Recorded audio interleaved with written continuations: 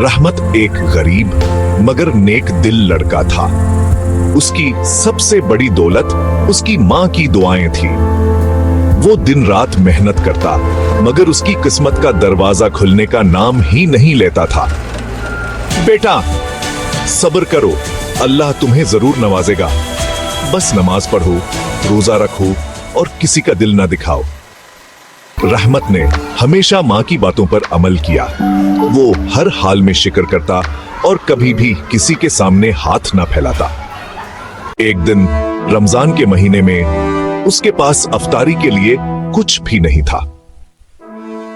माँ ने कहा, हाँ बेटा, अल्लाह पर भरोसा रखो, कोई ना कोई सबब बनेगा।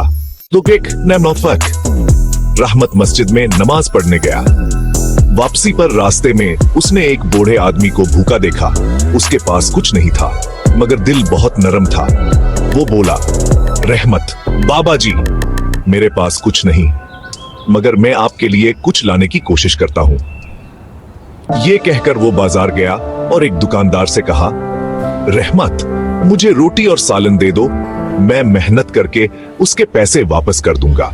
दुकानदार ने रहमत की ईमानदारी देखी और बगैर किसी शर्त के उसे खाने का सामान दे दिया।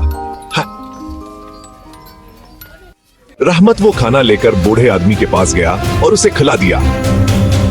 बूढ़े ने दुआ दी, ओल्ड मैन, बेटा अल्लाह तुम्हें इतना देगा कि तुम खुद हैरान रह जाओगे। अगले दिन रहमत को अचानक एक काम मिल गया जो इसके लिए एक नया दरवाजा खोलने का सबब बना। थोड़े ही दिनों में वो एक कामयाब आदमी बन गया। जब इसकी माँ ने ये सुना तो आंखों में आंसू आ गए और बोली, मदर, मैंने कहा था ना बेटा।